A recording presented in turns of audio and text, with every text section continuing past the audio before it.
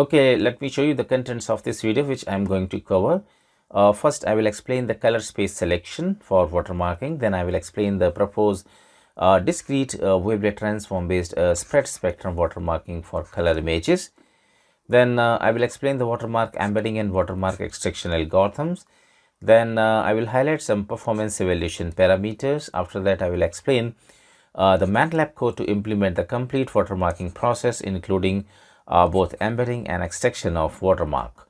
And then I will do the result analysis in the last.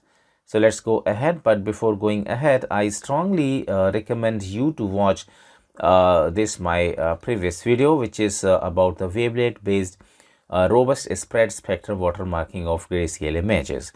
So this video is about the grayscale image watermarking. So you can assume that this current video is the extension of this previous video. So you can assume that this is the part 1 of this current video. So this video you can get from link which is given in the description.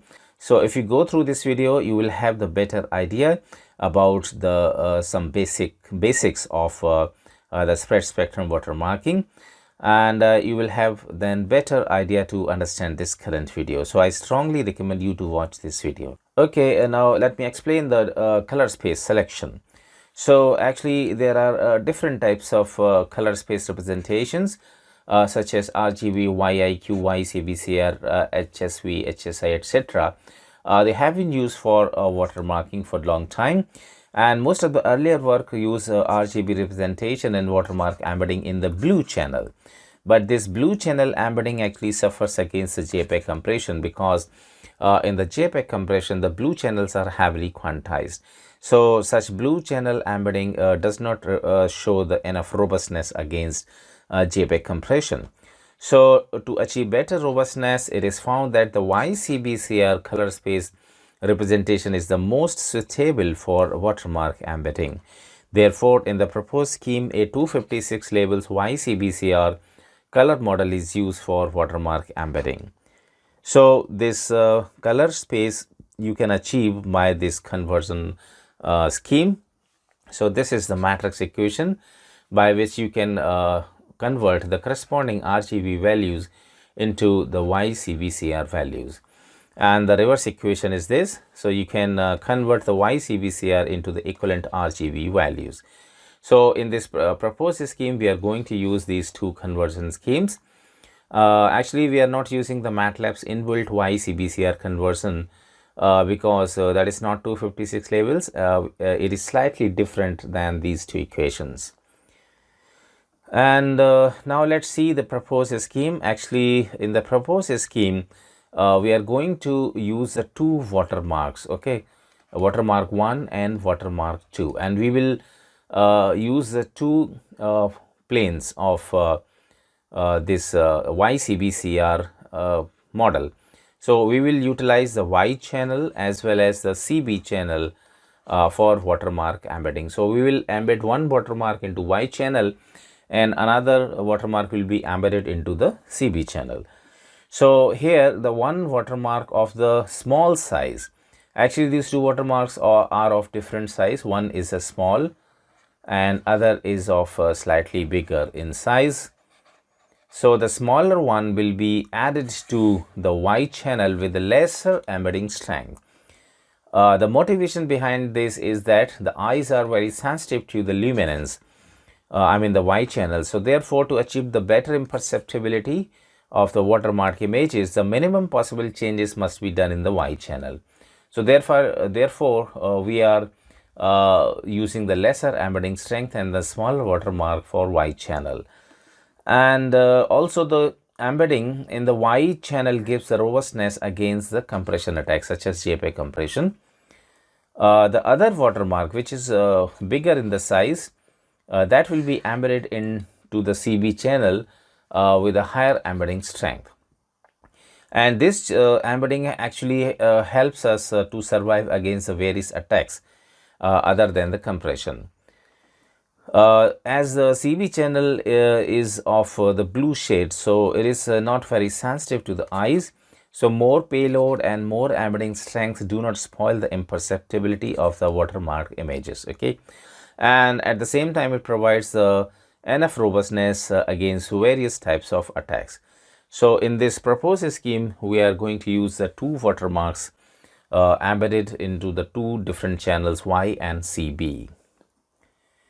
So now let's see the watermark embedding algorithm. So this is the watermark embedding algorithm. Here the input is your RGB color image. First it is converted into the Y, CR and CB. And here, as I said, that we will use only this Y channel and the CB channel for watermark embedding. So first this Y channel is decomposed into the wavelet coefficients using one level GWT. In these coefficients such as CA1, that is the approximation coefficients, horizontal detail coefficients, vertical coefficients and the diagonal detail coefficients. Okay, here the watermark is embedded into the diagonal coefficients only. So this goes to the watermark embedding block. This watermark embedding block needs the first binary watermark WM1, and with a certain key, a pseudo random sequence is also generated, so that will be embedded to your diagonal detail coefficients. Okay, and after the complete watermark embedding, this CD1 changes to the CD1 dash, and with this previously obtained the wavelet coefficient matrices CA1, CH1, CB1, we take this IDWT, I mean the inverse transform, to achieve the watermarked Y. The similar operation is done with the CB channel also. So CB is also decomposed into the wavelet coefficients. Okay, and we extract this diagonal detail coefficients for watermark embedding. So it goes to the watermark embedding block, where second watermark WM2 is utilized, and with help of a certain key, let's say key 2, the pseudo random sequences are generated, so that will be added to the this CD2. So the CD2 is modified, so we get the CD2 dash, and with all these coefficients we take inverse wavelet transform, so we get the watermark CB. So CR is unchanged, as we can see. So the watermark Y, watermark CB and this unchanged CR, we further convert this YCB-CR to the RGB. So that's why we get the RGB watermark image. Okay, so now let's see what is inside this watermark embedding block.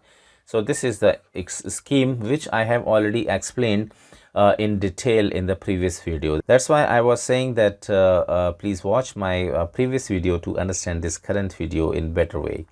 So what here we are doing that for each watermark bit 0, I mean the black, we embed the pseudo random sequence multiplied with some embedding strength to the diagonal detail coefficients of this matrix Y. Okay, and for every watermark bit 0, we generate a new PRS and then it is added to the diagonal detail coefficients. So in the last we get a final modified matrix CD dash here, as I said. And this embedding strength, we have actually the two different embedding strength. One is the K1, that will be 2 for Y channel, and K2 equal to 4 for CB channel. It is already explained in the previous page that as I said that the minimum modification should be done for Y channel because eyes are more sensitive to the luminance. So to achieve the better imperceptibility, the strength is reduced. But CB channel, it is a blue shade channel, so I have used the more embedding strength, but it will not spoil the imperceptibility of watermarking. But by increasing the embedding strength, you can increase the robustness of the watermarking algorithm, so that can fight against the different types of attacks. And the wavelet used for decomposition here is the DB40 wavelet. And now let's see the watermark extraction algorithm. So this is the watermark extraction. So our RGB watermark image IW is the inputs to this scheme. So it is converted into the YCBCR. So we get the Y matrix, CR matrix and CB matrix. So as we have seen that the watermarks were embedded into the Y channel and CB channel, that's why we take only these two channels. There is no need of CR. And we go for the wavelet decomposition of this Y channel as well as the CB channel. So we get the wavelet coefficients, approximation coefficients, horizontal detail and vertical detail coefficients, and then CD, diagonal detail coefficients. So as we have embedded the watermark into the CD channel, so we need only this CD channel for further processing. So both sides you can see that we need only the diagonal detail coefficients for watermark extractions. So this goes to watermark extraction block, where we need the key one again, and with help of that we generate the pseudo random sequence. So that will be utilized for watermark extractions. That is based on the correlation scheme, and from this we recover our watermark 1, and from here we recover our watermark 2. So this is how we can recover the two watermarks. So let's see what is inside this watermark extraction block. So here we find the correlation between the generated pseudo-random sequence, I mean let's say PRN, and this CD, modified CD, I mean diagonal detail coefficients, where the watermarks were embedded. So we store all the correlation values in this vector Ri. Then we find the mean of this Ri vector, so that is the T, which will be used as a threshold. So now we will compare all the Ri values with this threshold. If Ri is greater than this threshold, we make the watermark bit equal to 0, otherwise we make watermark bit equal to 1. So it is done for the whole length of watermark, and after this we get our recovered watermark in the row shape. So finally it is reshaped to the 2D image, and that is our recovered watermark. So again, this whole process in detail is explained in my previous video, so please go through that. And here again the wavelet uses dB40. Obviously you have to use the same wavelet for embedding and extraction. And now let's see the performance parameters, how we can judge the performance of our proposed watermarking algorithm. So for that we need the PSNR. So PSNR, that is the peak signal to noise ratio for two grayscale images. Let's see, I is your original image and IW is your watermark image. Both are of size, let's say m by n. Then PSNR can be given by this equation, that is 10 log 10 255 square upon MSE, where MSE is the mean square error, and which can be given by this equation. So it is pixel to pixel difference, and then square, then summation, and then finding the mean. So that's why it is mean square error. And this PSNR of course is represented in decibel, 10 log 10. And here the 255 is used because the maximum value of the intensity in an 8-bit image is the 255. So it's the maximum value of any of the two image. And now let's see how the correlation coefficient is computed between the original watermark, let's say WMO, and the recovered watermark WMR. So that will decide the robustness of the proposed scheme. So the simple correlation formula is this. It is a standard correlation formula between the two matrices. And in some literature, we have seen the normalized correlation coefficient also, NCC. So it is given by this equation. So here you can see that both equations are almost same. In this NCC, only these mean values are omitted. Okay. So this is further easy to compute. So NCC and CC both I will compute in my proposed scheme. And now let's see what type of watermarks we have used and what type of cover images we have used. So for the proposed scheme, two watermarks are used for embedding, as I already explained. So this is a one watermark, watermark 1. It is of size, let's say 10 by 13 pixels. This is the alphabet T. So that will be utilized for Y channel. and this will be utilized for CB channel embedding. So this is also of 10 by 13 size, and this is your second watermark. Okay, and for cover images, we have taken the RGB images of size 512 by 512. So we have taken the standard image processing images. So these images you find everywhere. These are standard test images. And now let's see the different types of attacks which are used to destroy the watermark. So to evaluate the robustness of the watermark process, some image processing attacks are performed on these watermark images to destroy the embedded watermark.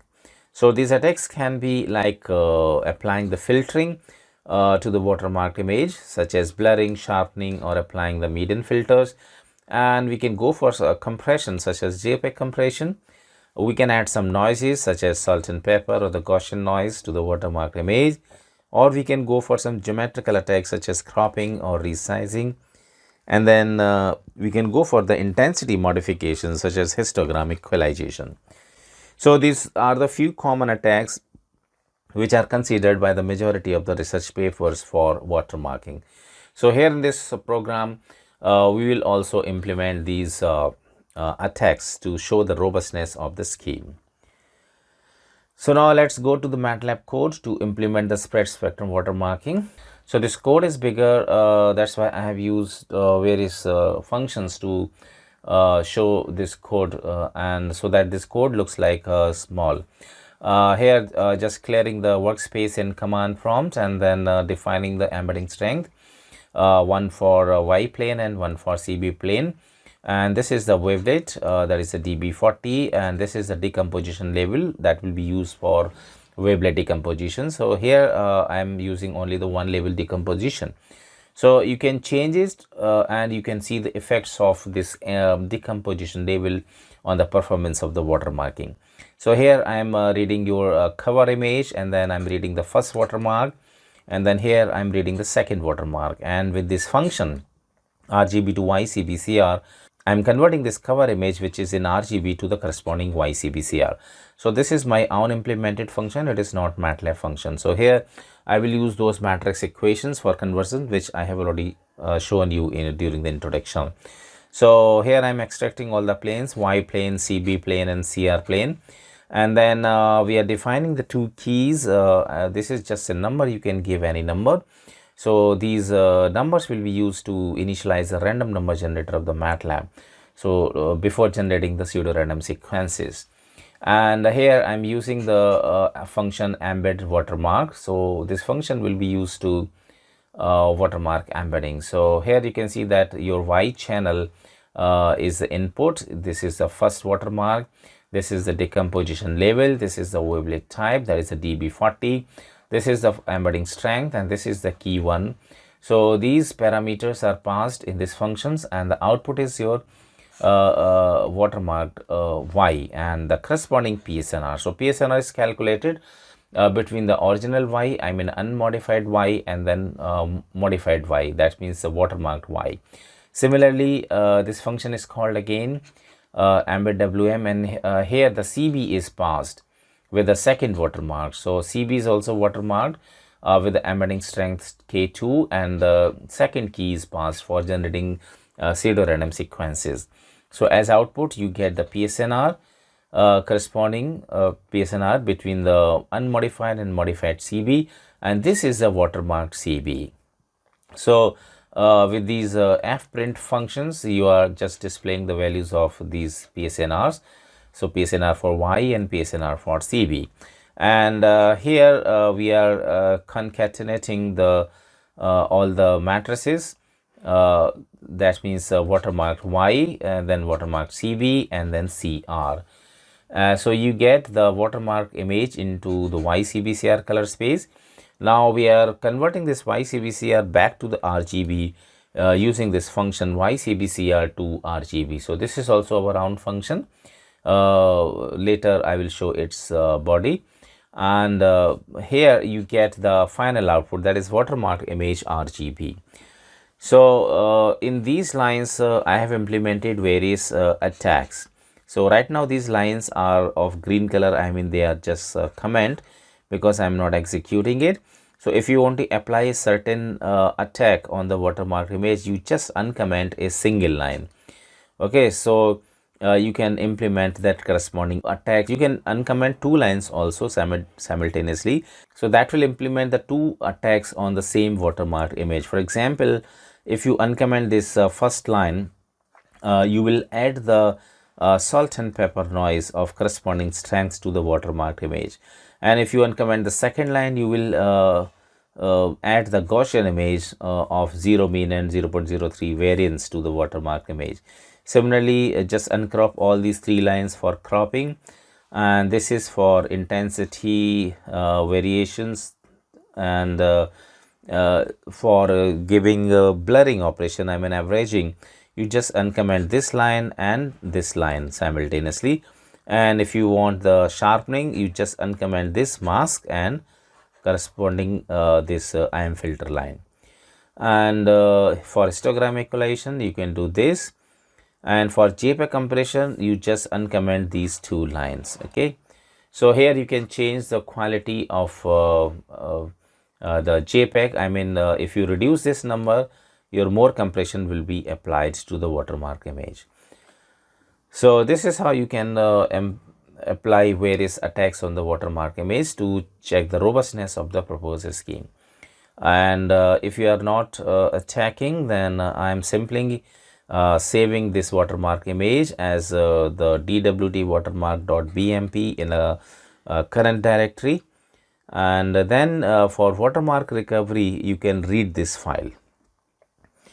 And here I am just displaying these images.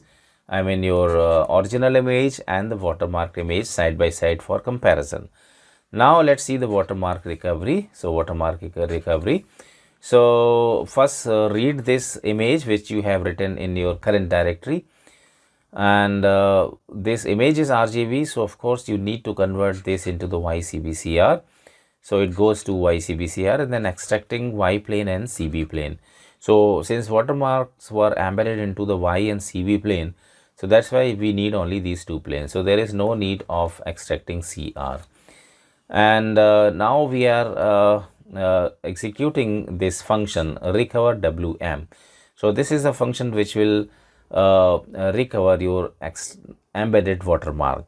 So here we are passing the modified Y, I mean the Y channel where the watermark was embedded. Then we are passing the original watermark also. It will be used just to find the correlation. There is no use of this WMO1, I mean the original watermark here. Since it is a blind process, so we don't need any cover image and we don't need the original watermark for watermark extraction. So here I have passed this original watermark only for getting the this correlation value CC1 and NCC1. And the decomposition level is passed, and then wavelet type is passed, and the key one is again we have to pass. So that was used during the embedding this watermark. And similarly, this function is executed again, but here the CBR is also passed with the second watermark and the key 2. So as a result, you get the recovered watermark first and then with recovered watermark second, along with their CC, I mean the simple correlation coefficients, and then normalized correlation coefficient. Here the thresholds are also found, T1 and T2, and the corresponding correlation pattern between the generated pseudo-random sequences and the CD, I mean the diagonal detail coefficients of YR and CBR. So that will be required just for plotting to get the ideas of correlation. And here with the help of fprint, we have plotted the normal correlation coefficients and the NCC between the original watermark 1 and the recovered watermark. Similarly, we are printing both the values CC and NCC for second watermark, and here we are creating the two vectors tvec1 and tvec2 with the retrieved T1 and T2 threshold value just for plotting purpose. And then we are plotting this watermark, which is the recovered watermark 1 and then recovered watermark 2, and the correlation pattern 1 and then correlation pattern 2. So this will give the idea that how the correlations occurred between the generated pseudo-random sequences and the modified diagonal detail coefficients. Now let's go for the function embed WM. So this is the function that is used for watermark embedding. So this is the definition of the function. So you get IWM, that is the watermark image, and the corresponding PSNR as the output. So here you will pass an image, the watermark, binary watermark, the number of decomposition labels, wavelet, embedding strength, and the key that will be utilized to reset the random number generator. So this explanation is given here in these comment lines. Now first converting image into the double format, because input image will be unsigned integer 8, so just converting it to the double, and then getting the dimension reductions factor L with help of this decomposition level N, and then getting size of input image and getting size of input watermark. So this watermark, which is actually the 2D, we are reshaping it to the 1D. So its size is of course MWMO multiplied NWMO by 1. And then RNG key, we are resetting the PN generator to the state key, and then we are generating the PN sequence. So this PN sequence is also a 2D and its size is equivalent to the MC by L and NC by L. So this side is equivalent to the wavelet coefficient matrix CD. Okay, so this PN sequence and this diagonal detail coefficients will be of the same size after the decomposition label N, whatever you give, either 1 or 2 something else. So now we are decomposing this image, input image, to the defined wavelet decomposition label with the defined wavelet dB40. So we get all the coefficients in C1 and S1, and then from C1 S1 we are extracting the approximation coefficients, and then we are extracting all the detail coefficients. Okay, so here you can see that the detail coefficient is extracted, that is CD1. So now we are adding the pseudo random sequences to CD1 for all watermark bits which are 0, I mean black. So we with this if condition, we are checking whether watermark bit is 0 or not. If it is 0, then we are adding this PN sequence multiplied with embedding strength to your diagonal detail coefficients. So this is repeated for all 0 watermark bit, and for every 0 watermark bit the new sequence is generated. So let's say if there are 100 zeros, then 100 pseudo random sequences are added to the diagonal detail coefficient. So in the last we get the modified CD. So with these lines we are putting this modified CD back to your arrays, and we are taking the Watermark, I mean the inverse discrete wavelet transform with these modified CD. The other coefficient matrices such as approximation coefficient, vertical detail coefficients, horizontal detail coefficients, they are unchanged, only the CD is changed. So with these 4 matrices we are getting the inverse transform. So this is the watermark image IWM, and now here the PSNR is calculated with this original image I and then watermark image IWM. So that is the implementation of the equation which I have already explained in the previous slides.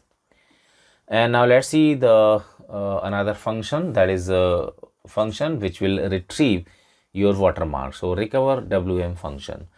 So here you can see that you get these output where WMR is your recovered watermark. This is simple correlation coefficient, this is normalized correlation coefficients, this is a correlation pattern, and this is a threshold. So we get these outputs, and the input arguments are explained here. So IWM is your watermark image of type unsigned integer 8. This is your original binary watermark, which is logical, and this is the decomposition labels, wavelet name, and the key that will be used for resetting the random number generator. It's the same key which was used for watermark embedding. Both should be same. And here again converting image into double, getting the dimension reduction parameter, getting the size of image, getting the size of watermark, and then we are initializing the watermark as a row vector, and all the values of watermark are 1. I mean, it's a watermark, it's a row vector, and all values are binary 1. So it is white in color, and then we are decomposing this watermark image into the wavelet coefficients and then retrieving only the CD. So because watermark was embedded into the diagonal detail coefficient, so that's why only the CD is retrieved. Other coefficient matrices are of no use. Now we are setting the resetting the pseudo random generator with the defined key, and then we are generating the pseudo random sequence. So here this you can see that these two values are used. I mean, this 2 and this 0.5 on this function random function. So this random function actually generates the values, random values, which are from 0 to 1. I mean, the values like this, any value between 0 and 1, like this. So actually in a spread spectrum watermarking, it is recommended that the PN sequence must have only the 3 types of values: +1, 0, or -1. So with help of multiplying these 2 and subtracting 0.5, we convert all these values which are in the range 0 to 1 to the corresponding +1, 0, and -1. So that is a requirement in the spread spectrum watermarking. So this I have already explained in my previous video also, so you can go through that.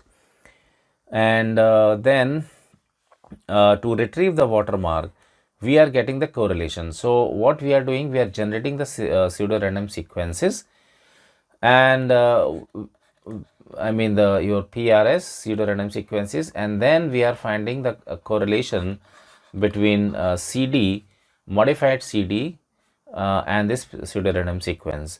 So we are generating these pseudo random sequences, and we are getting the correlation values for each pseudo random sequence with the CD, and then we are storing all the correlation values in this vector COR.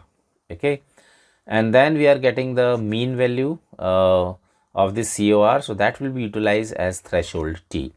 Here I am just raising this T by this factor 1.5, and empirically it is found that by raising this value T, I mean the threshold, we get the better recovery. And now to recover the watermark, what we are doing, we are converting all the values of this COR with this threshold value. So as I said that you have initialized the watermark as a row vector which has all values equal to 1. So what we are doing, we are taking the first value of correlation vector and then comparing with the T. If it is greater than T, then we flip the value. I mean, if it is 1, then we flip to the 0. And if it is not greater than threshold, let it remain to the 1. So for each satisfying this condition, we simply flip the value from 1 to 0. So at the end of this operation, we get the watermark, retrieved watermark, which is in the row form. So we reshape this to make it 2D. And so this is the WMR, which is the recovered watermark. So with help of this MATLAB function core2, we calculate the simple correlation value, that is the CC. And with this equation, we get the normalized correlation value NCC.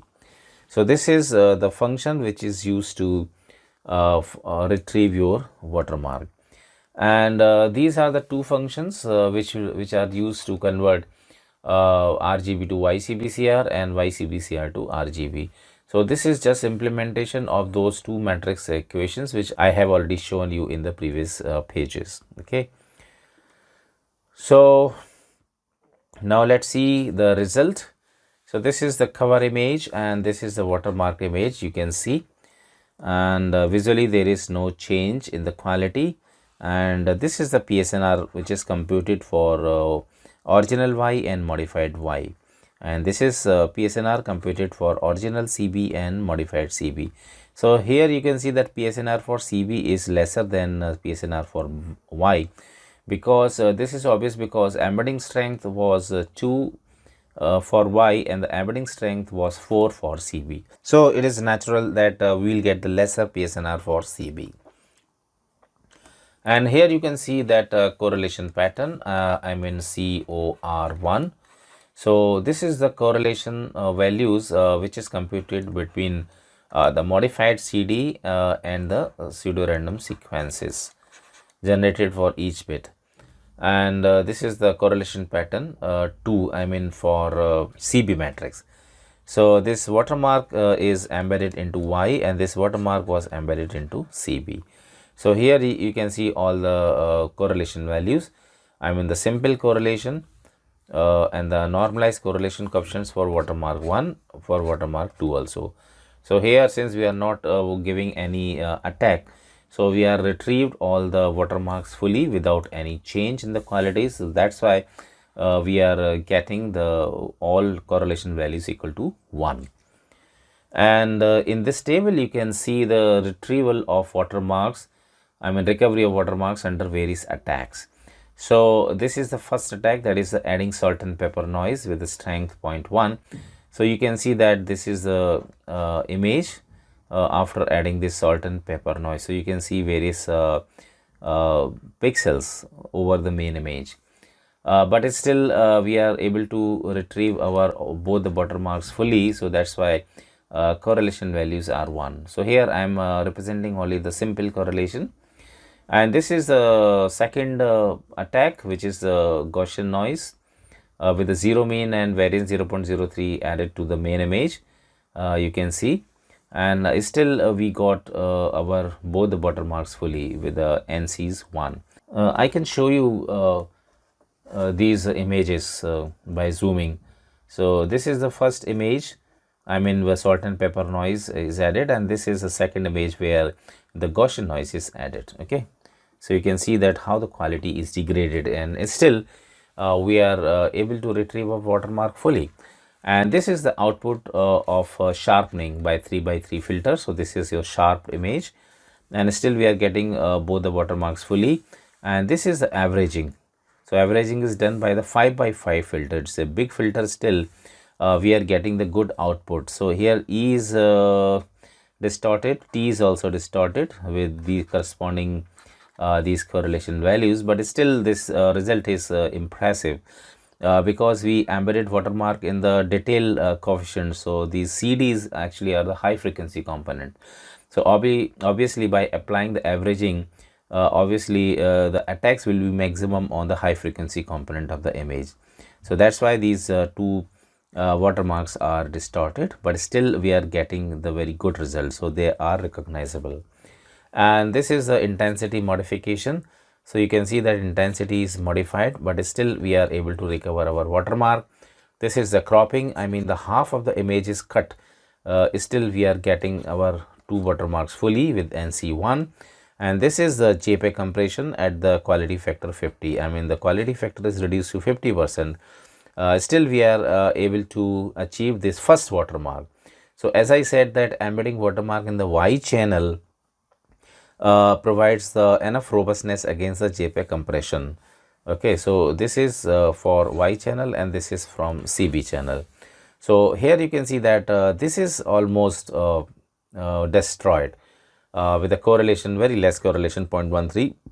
So it is also obvious because the second watermark was embedded in the CB channel, and as we know that during the JPEG compression the CB is heavily quantized as compared to the Y channel. So obviously it has to be distorted.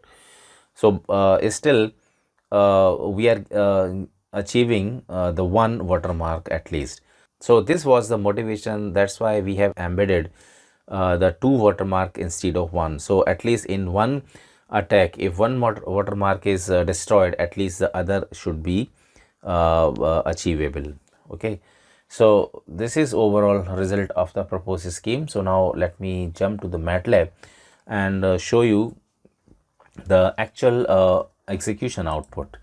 So this is my program, and I can show you the execution of this program.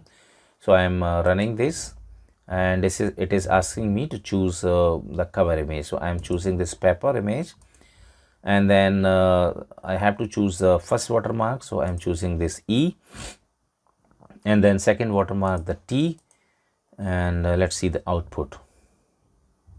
So this is the correlation pattern you can see. So this is for alphabet E and this is for alphabet T, and this is a recovered watermark. So watermarks are recovered fully, so obviously I should get the correlation values 1, and this is your cover image and this is the watermark image. So visually there is no change in the quality. So let me see the values. So here you can see that PSNR for Y is 33.2, PSNR for CB is 26.7, and these are all correlation values which are equal to 1. Okay, so first one is the normal correlation, second is the normalized correlation, and CC, like that. So let me run this program again on some other cover image. Let's say this butterfly, and first watermark E and then second watermark T, and this is the output. So these are the correlation patterns you can see, and this red one is showing the threshold line, and both the watermarks are recovered fully, and this is the cover image, original image, and this is your watermark image. So again, visual quality wise there is no difference, and you can see the corresponding values here. PSNR for Y is 34, PSNR for CB is 28, like that. And now let me apply some attack. So first I am applying the addition of salt and pepper noise. So I have uncommented the first line, and now I am running this program. So it asked me to choose the cover image, so I am choosing this Lena, and then first watermark and then second watermark. So let's see the output. So this is the correlation pattern, and both the watermarks are recovered fully. Even I applied the noise addition, and let's see the images. So this is my input image, cover image, and this is the watermark image under attack.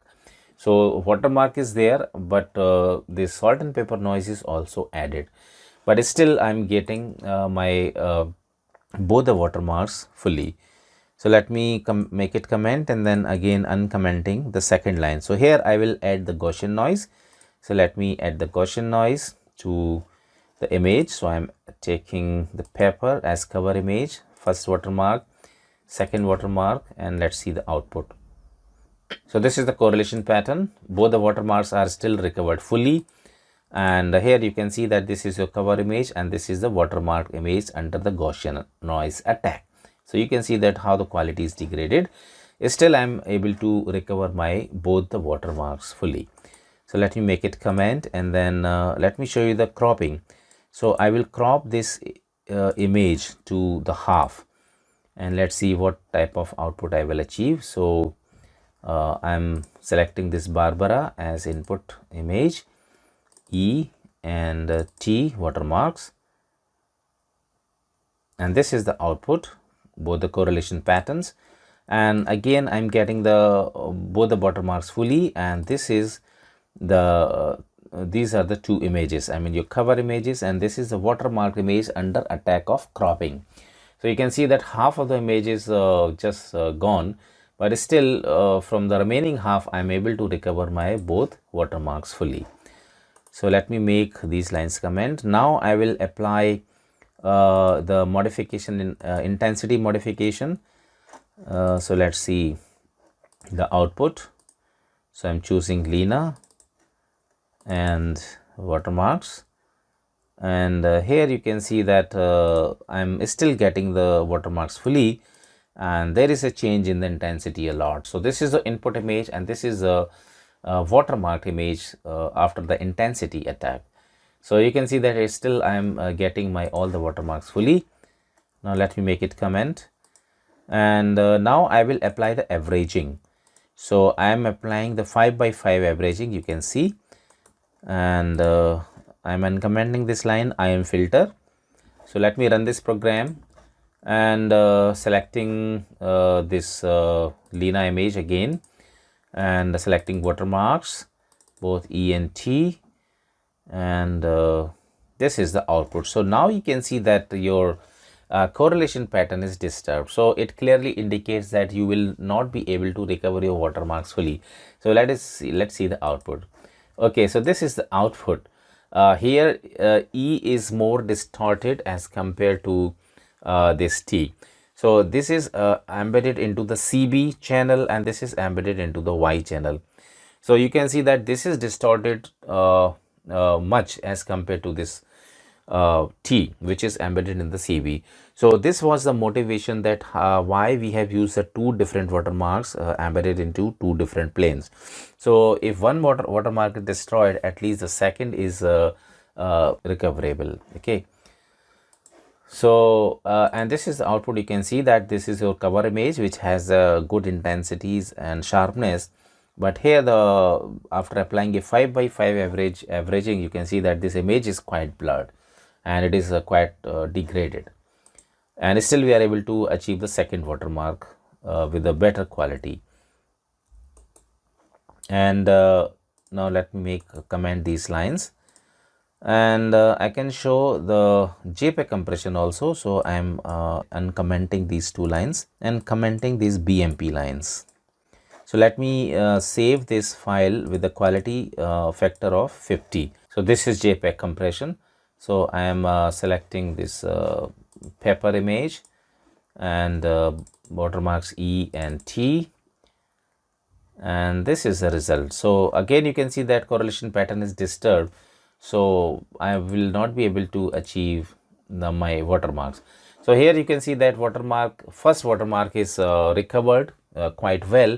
So it was embedded in the Y channel and this was embedded in the CB channel. So it is quite obvious. CB channel watermark definitely will be destroyed because of the JPEG heavy quantization of the CB, but this Y channel watermark survived against this JPEG compression.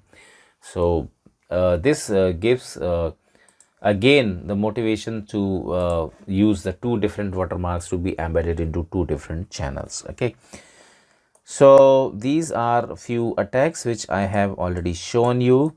So I think it is sufficient to show the performance of this proposed scheme. So that's it for this video. I hope you have liked it, you have enjoyed, and you have learned something new. So you can use this code and this scheme for your projects or for research paper, etc. You can modify it and you can make more robust and more imperceptible if you have some different ideas. So I will welcome that. So that's it for this video. I really thank you all for watching this video. I request you to please like it, share it. Goodbye.